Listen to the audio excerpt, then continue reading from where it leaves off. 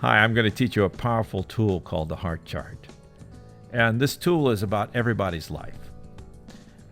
When people come to me for problems in their life, they usually are talking to me about symptoms.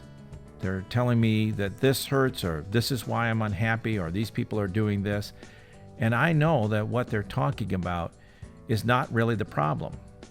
They're just talking about things that indicate that there is a problem. So the first question I want to ask them when they are telling me about their situation is, where are these symptoms coming from?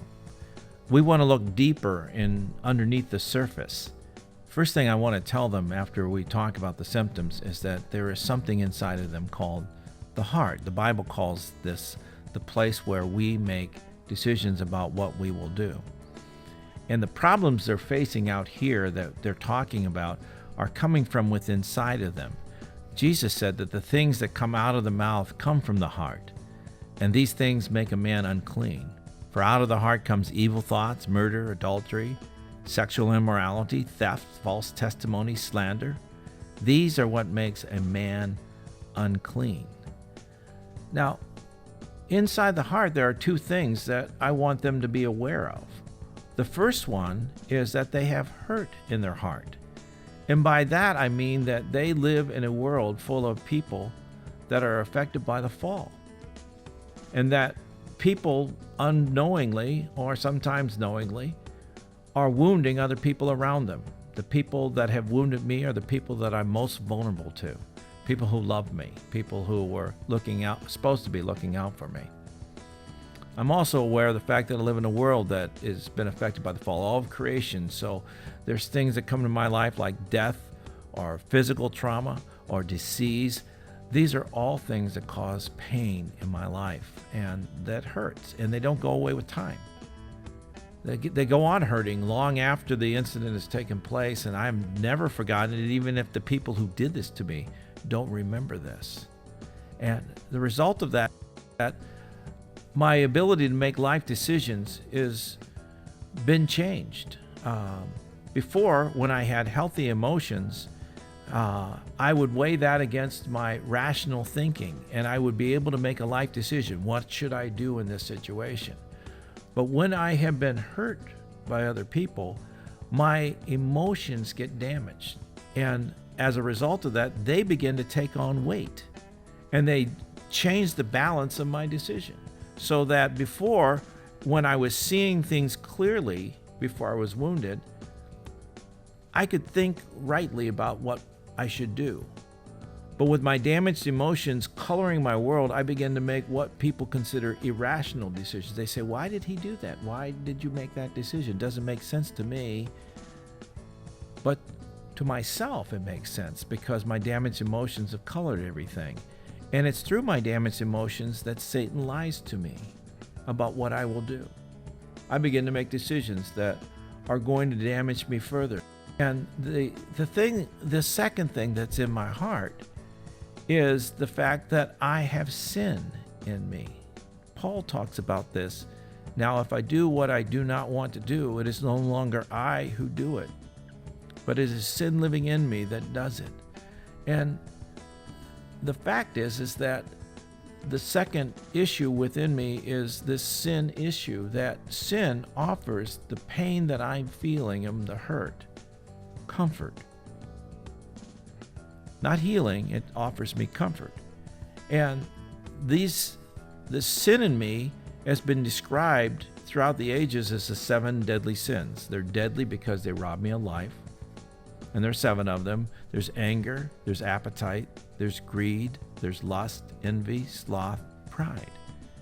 Each one of these offer me an emotional release for the moment from the pain I'm feeling.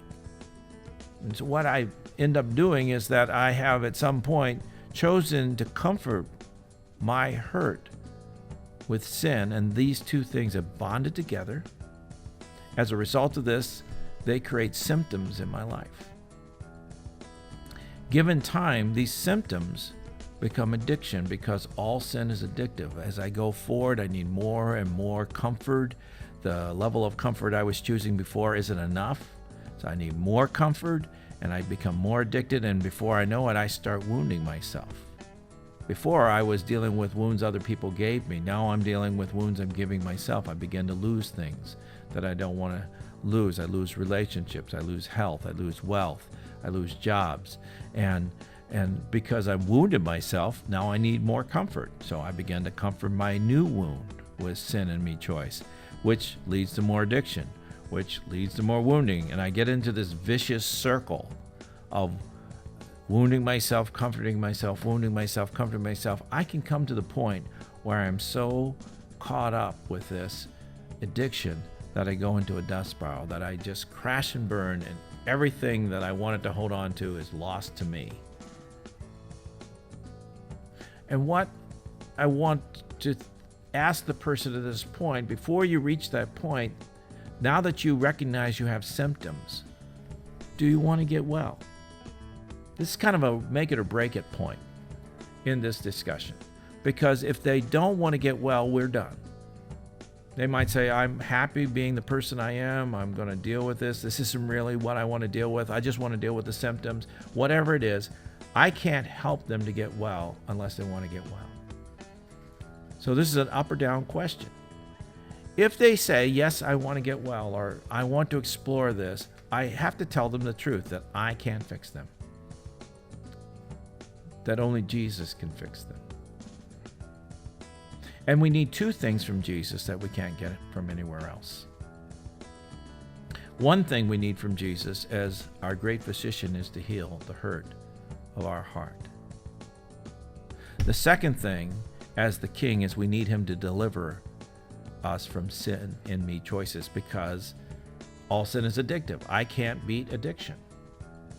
Neither can I heal myself. I need Jesus to do these things simultaneously. Now, a lot of people get sick of sin a lot faster than they come to the point of wanting healing. And a lot of times they say, I'm so tired of this addiction. I'm so tired of doing this. I want to stop doing this. But a greater need for us from Jesus is that he would heal the hurt of our heart and take away, by healing the hurt of the heart, take away the thing that sin in me is hooking into. When the hurt is healed, then the symptoms and the addictions go away all by themselves.